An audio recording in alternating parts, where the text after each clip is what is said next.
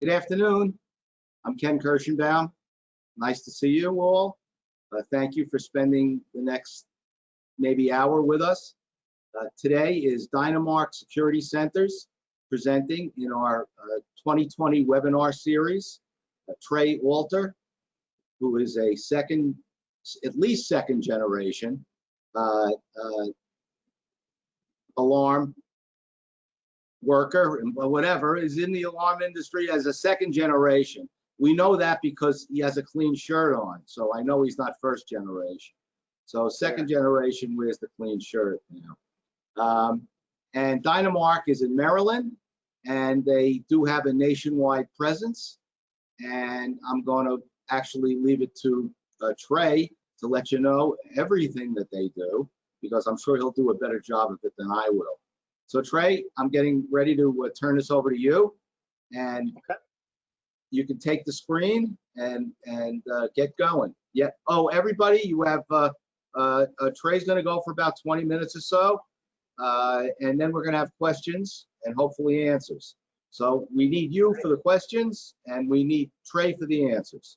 So use your feature on your screen to ask questions, and we'll wait till Trey's all done, and then we'll start with the questions. We expect some tough ones today. So all right, I think I'm ready. Through his paces. Okay, Trey, it's all yours. Okay. So I've got to share my screen. Right. You ready? Right. You got to click something. Yeah, I'm ready. Go ahead. I'm ready. Click it and take the screen. My eyesight's not as good as it used to be. I'm looking at how to do that, Ken. I don't see the the link that Eileen had sent earlier, the pop-up. Okay, you should have it now. There it goes.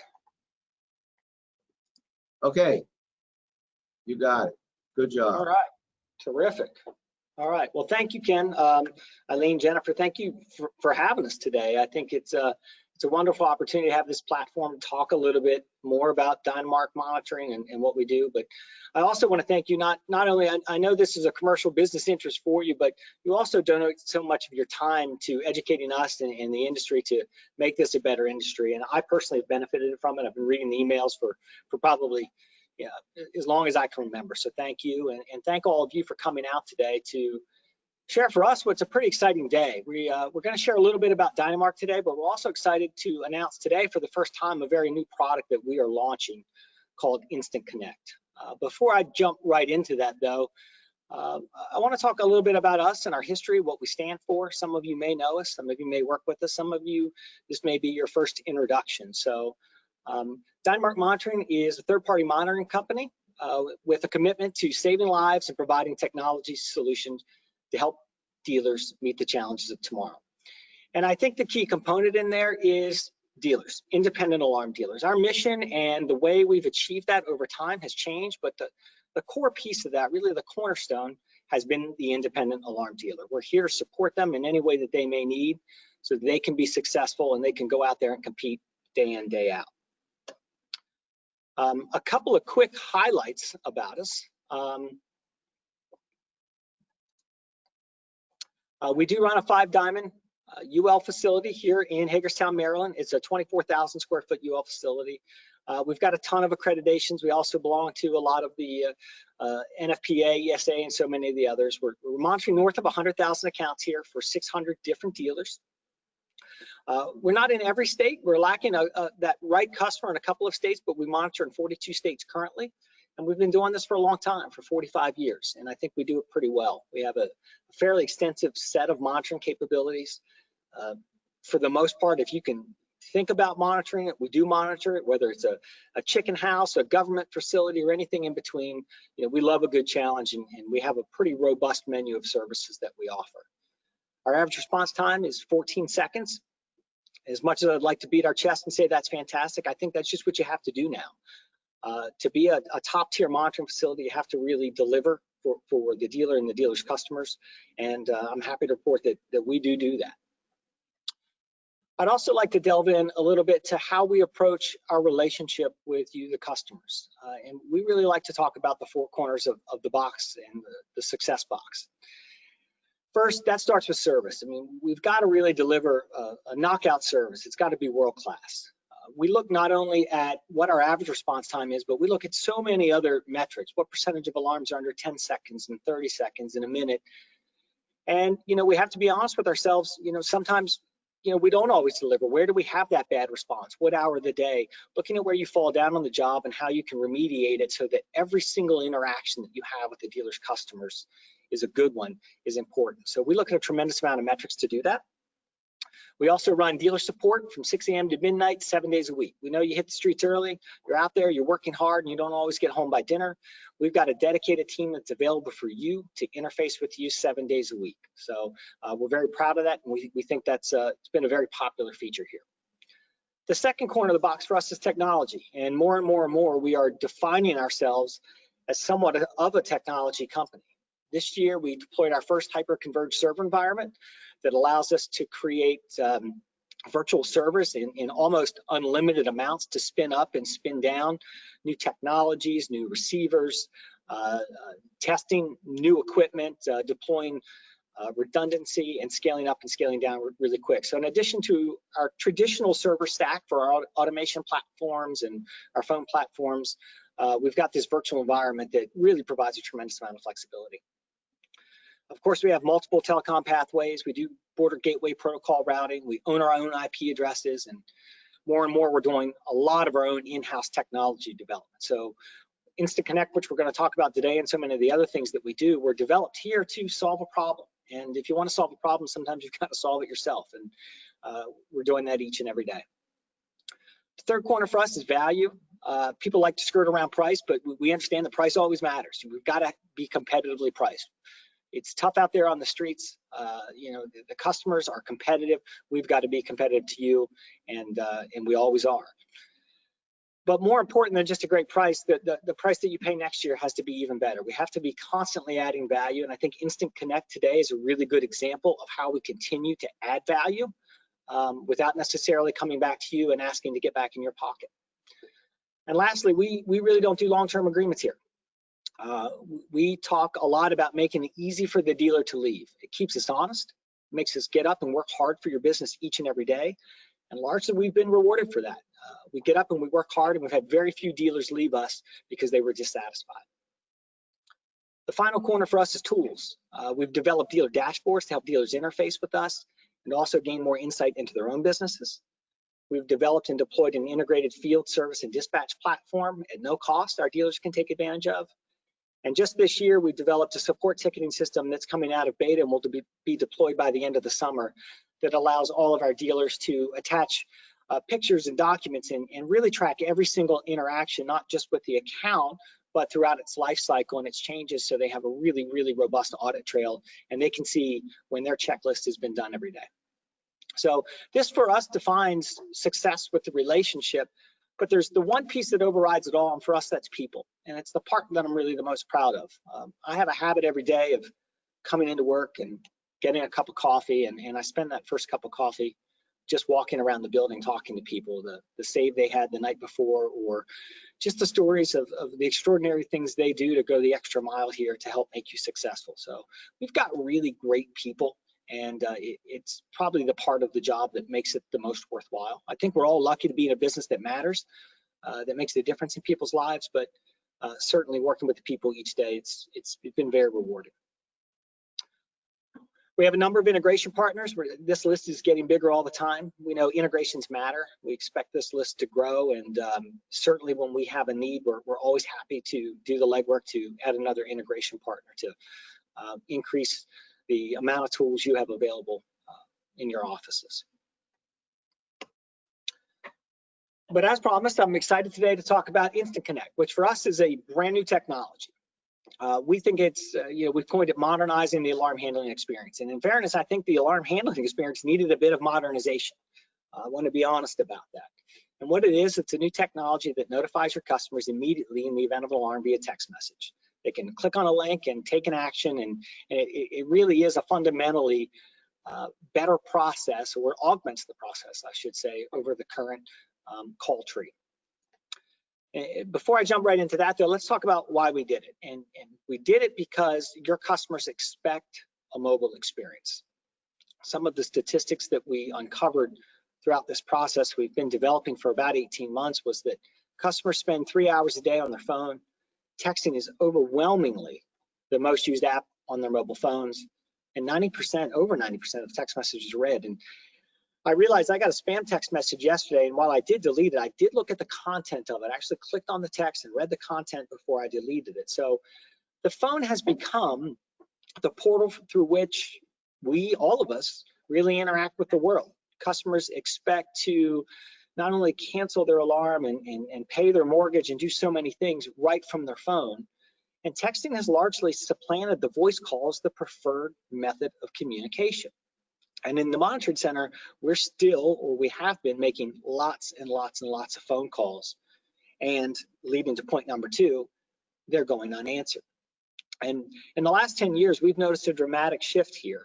Over 70% of calls we make here at Dynamark to the customer go unanswered. And as you would expect, when phone calls go unanswered in a pretty critical time window, you're going to have more false alarms. So we needed to develop a solution that allowed us to get in touch with the customers. And I don't think that's a problem that just we are having. We also hear from our dealers that it's increasingly more difficult to get the customer on the phone to schedule service or to take care of anything. So Instant Connect addresses that by trying to contact the customer through their preferred method of communication. The last reason we did it is we want to reduce false alarms. I have friends and family who are first responders, and I think we have a moral obligation in this industry to be good custodians of our public safety resources. The amount of demands that are put on them is incredible. And if we want to be a trusted part of this process, we've got to do more. I mean, we've got to do a lot more to reduce the amount of false alarms that we're sending to these authorities. And while we've talked about it a lot in this industry, I certainly don't think we've made the kind of strides that we need to make to be thought of as a trusted part of this process. And I think technology like Instant Connect goes a long way to addressing some of those issues. So how does it work? I really believe the art form in this product is its simplicity. So the customer gets a dealer branded text message, Acme Security, at their address, 123 Main Street. Please click here. It's a format they're already probably familiar with. They receive text messages like this from other vendors that they work with. So everybody on the RP list that has the ability to cancel an alarm receives this text message. They can click on that text, they can enter the chat, and once they do, you might notice under the dismiss button there, their initials turn green. So if they're not in the chat, it would stay blue. Once they enter the chat session, it turns green. And from here, they can start to communicate. I think all of us have probably been on a group text. A lot of us probably don't want to be on group text. They can be annoying at times, but in this instance, we think this is a really good format. These folks know better than anyone what's going on at this site. It is highly likely that one of the people on the RP list is responsible for setting off the alarm, and putting them together very quickly allows them to share information and make a better decision about what the most appropriate action is to take. And that's exactly what they do. They chat. They receive a signal. Mary can ask, who set off the alarm? Jim says, well, it wasn't me. Alan says, sorry, it was my fault. Let me go ahead and cancel the alarm. They can click on the dismiss button. They'll have to push a second button to confirm that. It sends a request to our monitoring facility. And if there is a built-in delay, and again, we can talk more about the customization, if there's, say, a 30-second delay and they handle this pretty quickly, the monitoring center may receive this, recognize the cancel signal, and automatically shut down the dispatch process. But it's also likely that the operator may have started that process. Maybe they're calling Mary right now. But if they receive that cancel signal, they'll still go ahead and execute it, share that information with the person they're on the phone, and they will prevent what's potentially a false alarm. But there's also another piece of this. There's the speeding up of the process. I think there's a dirty secret in this industry that everything happens really, really fast, and that's not always true. If you think about the dispatch process, it's very linear. after the dialer delay, we receive an alarm, and then we call person 1, and maybe we call person 2, then we call the police, and the police can take 5. I mean, we've seen 10 minutes to dispatch. And if that person really does need help, we don't have that kind of time to spare. So by blasting it out to everyone and giving the person the ability to verify that alarm by pushing the dispatch button, now we can accelerate everything. We can take that as a verified alarm, pass that off to the police in this instance, and they're going to run that as a verified alarm and hopefully get help there faster. And we see this day in, day out. There are real events where people really need help, and getting to them quickly is paramount. So this really works well on both sides of the ball. We also think it works well with non-emergency signals. We have a number of dealers who do contract us to provide some lower priority notifications to the customers. And as you would expect, it's no different with low priority alarms. Customers do not like to answer the phone. So we leave a lot of messages, and the customer knows they should probably contact their dealer to get that fixed, but they're busy and they move on to the next thing in their life and they don't deal with it. And then we call them again the next day or the next week, and so on and so on. And now we're part of the problem. They view us as an annoyance instead of providing actionable information. So what we can do with this same format, we can provide them a low priority notification. At a minimum, we're going to ask them to acknowledge it. If they click on the acknowledge button, it logs back in the activity log that they received it and acknowledged it. But more importantly, we give them the ability to take an action right then and there. If you have a service issue, go ahead and click one of these buttons and we can put you in touch with your dealer, whether it be via email or call for service. And this would be your number or your email address that you provide to us, and we can get that customer in touch with you instantly so you can drive service revenue. Because we all know that an alarm system in the field that's not working properly, that's generating a lot of responses from the central station, is an attrition risk, and it has to be dealt with. So we've got to make it easy for the customer. I think this goes a long way to doing that. One of the more unique things we're doing with it is we rolled out a pilot program where we're starting to treat 3G upgrades like an alarm. It's a critical system event, and we can load in batches of customers, and we can send them a timely notification that they have a critical communication issue that they need to contact their dealer for, and generate a call to that dealer so they can go ahead and get them scheduled for 3G. That was one of the #1 things our dealers have been asking for help with. They know they've got to upgrade these customers. They don't know how to get to them fast enough or to contact them. So this product has really been a godsend for those in the beta test that are running this. It's worked incredibly well. So we think it's just a unique spin on the application. And lastly, we talked about in the very beginning the independent alarm dealer, and I want to end with that as well, because again, that's why we exist. This is built with you in mind. So it does support dealer branding. We would take your brand and place it in that chat application. And we offer it at no additional cost, back to value.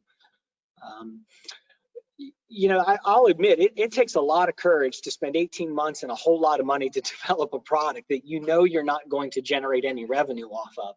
But we still thought it was the right thing to do, because we knew that customer experience had to be better. It had to be more seamless. And at the end of the day, if your customers are happier and you can get more customers or retain more customers, and we can lower costs and be more efficient, everybody can win without going back to the pocketbook. And I think that's a really good example of working together with your dealers to find solutions where everybody can win and it doesn't cost money. This product is customizable. We have a demo site where you can go test this. It's up there in the Try It Now section. You do have to use the HTTPS instead of just www. It's secure, but you can type in your name and phone number and fire off a simulation just to get a feel for how it works and how it looks on your phone. We also have end user materials ready for you to customize and send to your customers. But I will say, in beta test, we ran 100 customers in one bucket and 100 in another, where we educated the first 100 and we didn't educate the second 100, and we really found no material difference in the adoption rate. I think, again, it comes back to the fact that it's easy to use. Customers are used to text messages, and they saw it as a new and enhanced feature, and we had a very high adoption rate. So we've got this out to a little bit more than 10%. We expect to have the vast majority of all of our customers on it by the end of summer. We are offering it to new dealers, and we think it's going to just dramatically reduce false alarms and speed up the dispatch process. And hopefully everybody likes it. The early reports in so far have been nothing but positive, and we're certainly willing to take your questions and see what you think about it as well, or any question for that matter. So, you know, I've taken up enough of your time. Ken, why don't you let them fire some questions at me, or you feel free. Okay, well, thanks first of all for that presentation. It was very informative, and I hope everybody paid attention, and either they're already at Dynamark or will consider Dynamark when they're ready for Central Station. And let me just figure out how to maximize my questions. Here we go, because we do have some. Great. Does Instant Connect text the customer from the same phone number you call them from? And it does not text from the same phone number we call them from. So at Dynamark, every dealer's issued their own set of 800 numbers, voice and data. So they're all individual. And that drives some other technology like caller ID injection, and so that we're always entering the customer's name. But what it does do is it comes from the same number every time. So you would want to program it into your customer's phone, but if you didn't, it is a long format 10-digit number, not a short code, and it's the customer is going to see the same one every time. So if they click on it a second time, they're going to see the last event text that they had there up above, much like you would in a typical chat session or text message session. Good question. What operating system does Dynamark use? We use the Manitou Neo platform. That's the automation platform that we've got here, and we've built some of our own customizations on top of it. So is the Instant Connect similar to the SMS messaging that I know one of the other operating companies has? One of the other software companies promotes. Right. I think I saw Rapid did release one, Rapid Response in April. I think AG might have one as well. So, I mean, I think what you're starting to see is some of these larger top tier stations are investing in the technology because, like us, they realize that the experience has got to be better. And we've got to do something to reduce these false alarms and cut down on the wasted phone calls. So I'd love to say we were the first people to have this. You know, this is a thought we've had for about 3 years. But, you know, we certainly think the one we've developed is pretty fantastic. It's very simple, but I wouldn't want to propose that it's the only one available on the planet. I think there's not only other good solutions out there, but look, you know, there's a lot of good competitors in this industry. It keeps us all honest. Here's another Instant Connect question. In testing the Instant Connect, have you seen a delay in the alarm presenting to the operator due to the time it waits for the customer's cell company to acknowledge or process the text? Can you set a time limit to abort the message if you don't get that acknowledgement? Right. So there's really two parts to that. There's the messaging component, which we have found to be extraordinarily robust. So that's been very quick. There's a lot of plumbing and mechanics in the background with some of the service providers we use. But I'll address the delay because the delay at the monitoring center is customizable. So we can give the customer as much or as little time as the dealer wants to engage in this chat session before we intervene. So some dealers don't want any delay at all. They want the operators to get right down to business and start that process, probably maybe a little bit more so on the commercial side. And others say, look, give these folks 90 seconds to work through this because, you know, we've got really punitive fines here in our locality, and they want more time to handle this themselves before you intervene. So that is completely customizable, not only at the dealer level, but all the way down to the customer level. Well, what's the policy on this text messaging if it's a fire alarm signal? So we are not using this for commercial fire. So I don't think this is appropriate for every possible signal that is out there. This is really meant to address sort of the other 90 to 95%. We had a lot of interesting debates about that when we put this together. Is it appropriate to text someone about a carbon monoxide alarm? We don't think that it is. You know, we think that's a potentially life-altering situation. And you know, we're not here to wreak every last ounce of efficiency out of a system. You know, when customers need us, we want to get on the phone and have a consultative phone call. So, you know, commercial fire, we see this maybe for supervisories, maybe for some lower priority, but certainly not for commercial fire. Probably, you know, maybe not even for resi fire. You know, dealers have mixed emotions about that. You know, it's funny that you mentioned carbon monoxide, because if you dispatch on a carbon monoxide signal without some kind of verification, and the customer is not home or reachable, why don't you tell me what happens? Or would you like me to tell you what happens? It's not good. They go on in.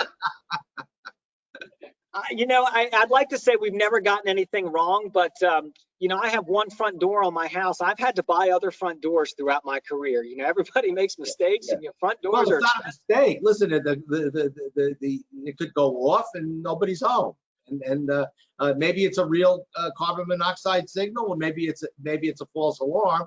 But in any event, first responders are going into that business or residence, whether there's someone home or not. Absolutely, rightly so. I would say same with a panic button. I assume that there's also, you could send a text message out, but you can't wait to dispatch. I would assume that that's the policy. So you could have a policy for text messaging even though you've already dispatched.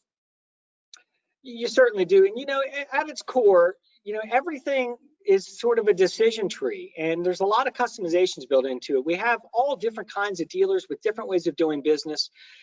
You know, what we're developing here is not a replacement for all the other work that we've done and the great support system we have in our dispatch center. They're still there. They're still going to do everything they were going to do before if the customer doesn't intervene. But there's still a lot of mechanics downhill of different action patterns and different ways of doing things. And largely those don't change. This is just a tool to help enhance that. Right. So the question here is, can a text message be sent when the fire or CO alarm is finished? And by finished, I suspect this inquiry means after dispatched.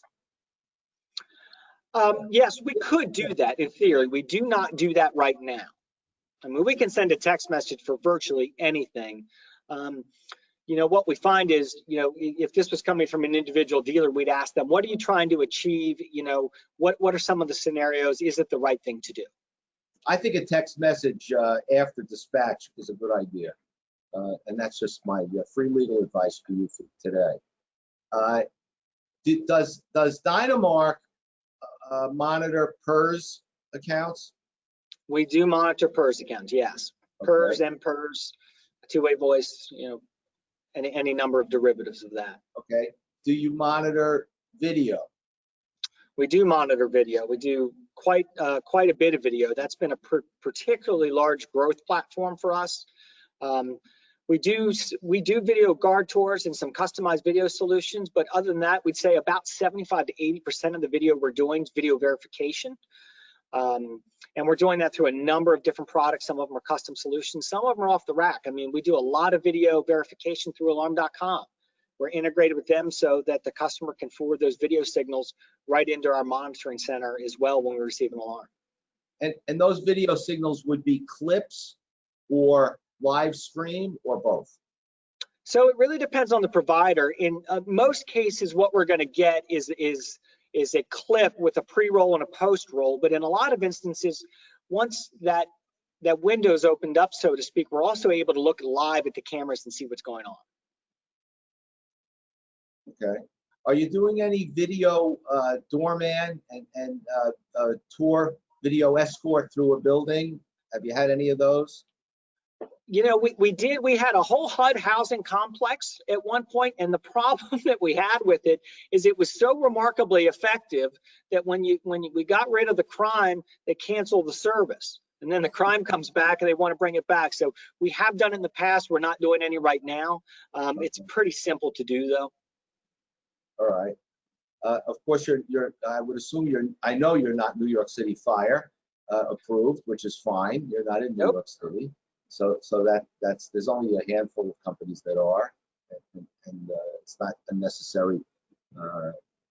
It's not necessary that you do that for That market's well served already, we feel. Right. So here's a question. What is your pricing structure? Sure. So it all comes down to operator handled events. How many events do we think we're going to be driving to the operator?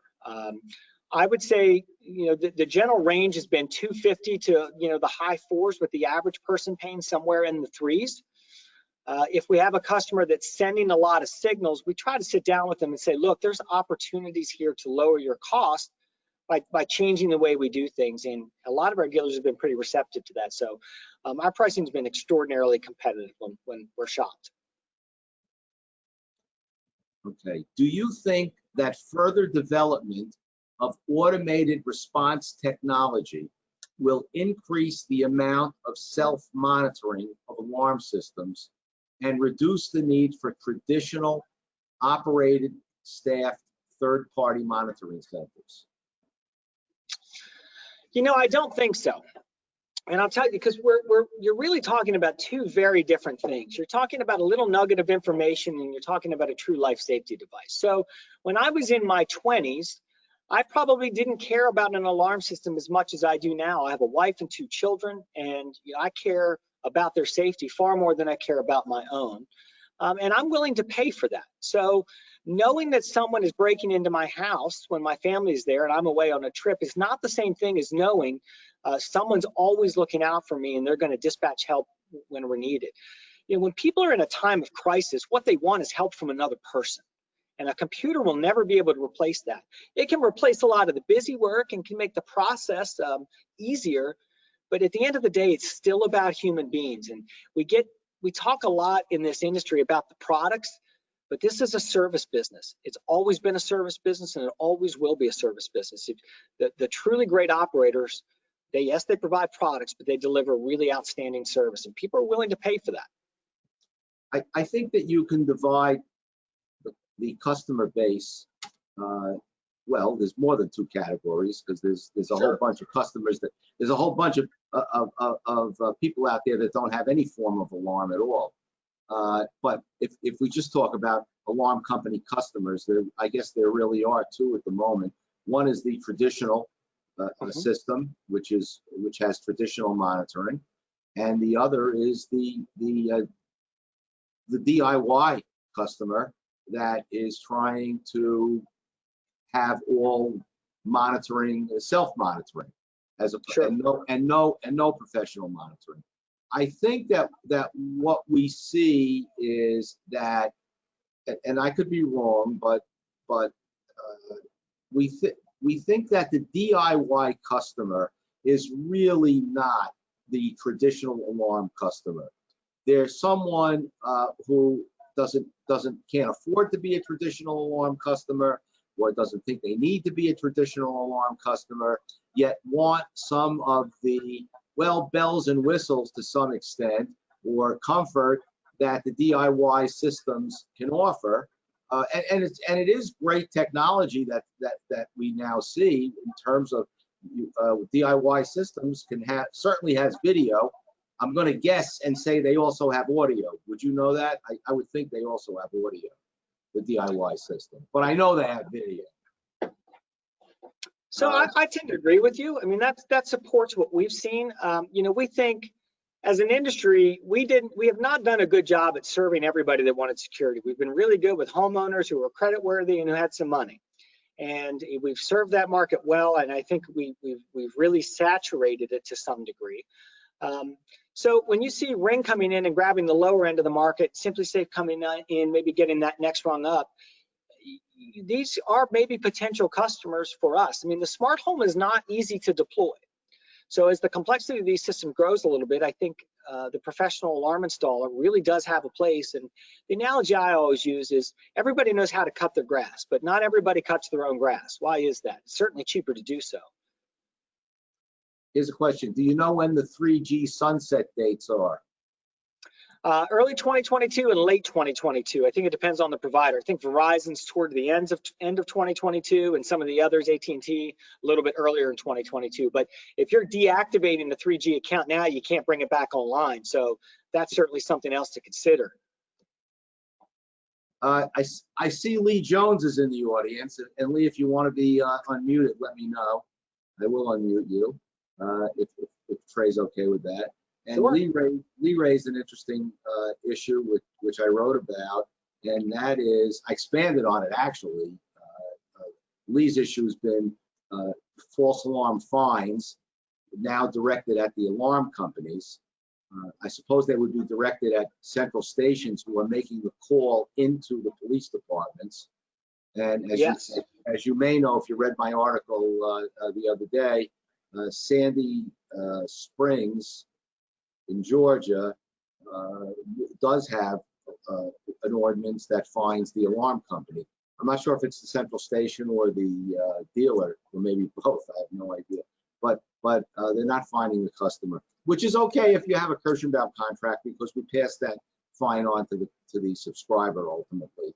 But still, the industry is all up in arms. But I raised a different issue because I'm here in New York City, where our mayor is trying to get rid of our police department, like is going on in other some metropolitan cities.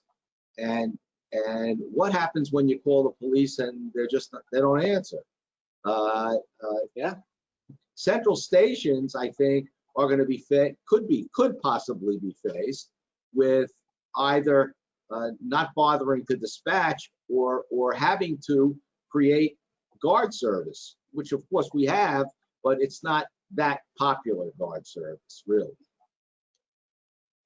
Have you thought about that? Yeah, I mean, so, we've had to deal with all of that. Here in Maryland, a couple of counties, the first offense, it's a $500 fine, and they send it right here to the monitoring center with my name on it. So, I think this is part of the reality, and we've brought some of this on ourselves. I don't like it. I know none of us like it, but we've brought some of this pain on ourselves because we've really squandered a lot of public safety resources. So we have to take this much more seriously, and we have to deal with it. And I know that when we receive a $500 fine, we're working hard to figure out what solutions do we need to put in place to deal with this, because in theory you say pass it along to the customer, but that's guaranteed attrition right there. So you have to do everything you can to make sure that it doesn't happen in the first place. We have seen instances, we saw it during the riots, where police officers would not dispatch. They said, hey, look, we've got too much to do. We're not sending anybody out. We saw it in LA, we saw it in Philadelphia, we've seen it in other areas. There's only so much we can do. I do believe the localities very much rely on the income, the fee income, the licensing income. That would be hard for them to get away from. And at the end of the day, a lot of these folks, they vote and they want police response. So that you do have to face the voters at a certain point too. So nobody knows where that'll go, but it's certainly some interesting dynamics. Well, we're definitely in interesting times. To get more interesting by November, I have a feeling. But, I imagine it will. Talking about the $500 fine that Dynamark gets, I am sure that you have an indemnification provision in your dealer agreement. Do you pass that fine? You pass that fine down? We can and we do, but I don't want to pretend that we haven't made some of our own mistakes too. And they forgot to transmit the permit number. So in the one locality, even if you have a permit, if you don't present it to the operator, it's an immediate fine. I mean, they really don't mess around with it. So we've had to eat some of these, and they make me mad, and we work on it. And it's a serious issue that we all have to take seriously. I think what you're going to find is I know we're working on it, and you'll see some of the other monitoring centers is building more tools in place for the dealer to help manage this process, because we can't do it alone. Okay. Hank originally wanted to say a few words. Hank, do you want to say anything? I'm going to unmute you if you do. Although I see are you there, Hank? I think he was inattentive. I didn't answer him earlier saying that I'd make him a panelist. I'm sorry, Hank. That's okay. All right. So do we have any other questions? Because I'm about to thank everybody. and then have lunch. So, Trey, you have anything you want to close with? No, just thank you, Ken, and thank everyone for being so gracious with your time. If we can help you in any way, please don't hesitate to reach out and try Instant Connect today. It's pretty neat. Oh, we do have one question. Do you have redundancy, a separate site? We do not have a second site at this moment. We've been really focused on making sure the one that we have here is world class.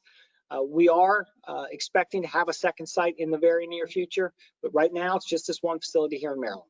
So then you're not UL listed then, I take it? No, we are UL listed. As a central, how do you get UL listed without a redundant site? Well, it's based on mu factor and a bunch of other things, but we are not required to have a second central station. Okay. Yeah, we just had our UL renewal actually.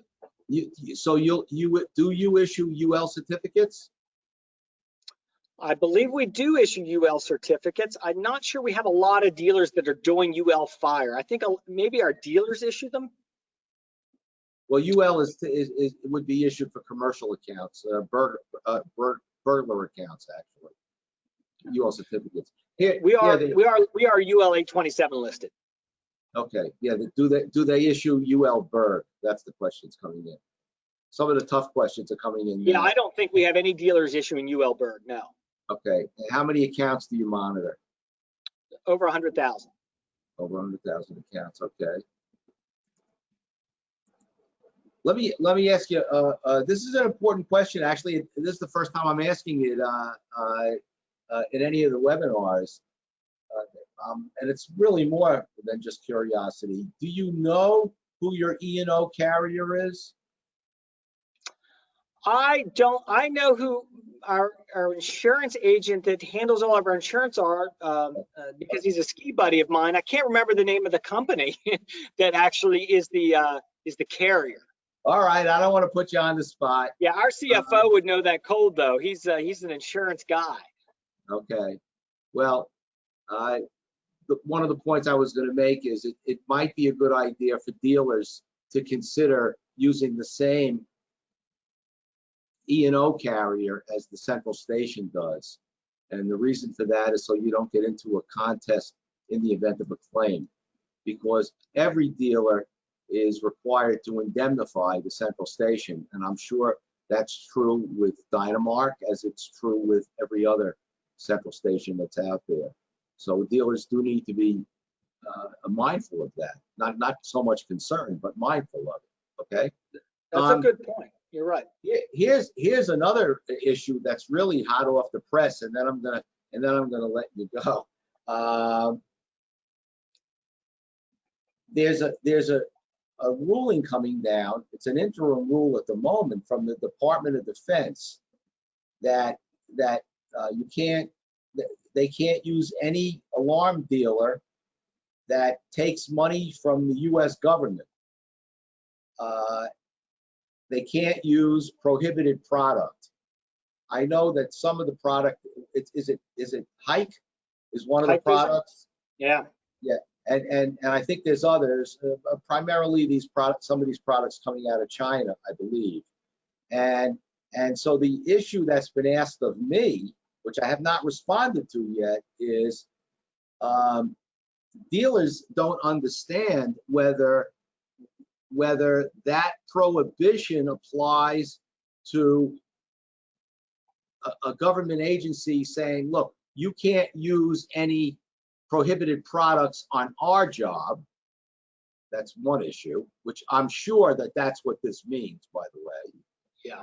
To you can't use any, you can't do business with us if you use these products anywhere, never mind our job, anywhere. You buy these products and use them somewhere else, we don't want to do business with you. I'm not sure that that's what it means. But yeah, I agree with you, but I wouldn't rule out that second piece of it. I mean, the United States government certainly cracking down as part of this trade war. And from some of the things we've seen, there is reason to be cautious about some of these products coming out of China. There's no question that there is some state support for some of these companies. And we all know DVRs and cameras can be utilized for denial of service attacks and other things. So, I think they should pay attention to this at the very least and educate themselves and make some decisions on whether they still want to use them. If you read my article today, a dealer wrote in that he objected to certain provisions in a central station's dealer agreement. I don't know who the central station was, and it certainly wasn't my dealer agreement that they were using. And I don't know if Dynamark uses my dealer agreement or not. But this dealer agreement made the dealer agree that he won't have anything to do with U.S. government, basically, take any money from the U.S. government. Now, the way it was written in the dealer agreement was very interesting because another dealer's already written in, and you'll see it in when I come out with a new article for comments on that, on today's article. He's saying the way it reads, you can't even pay the central station with U.S. dollars.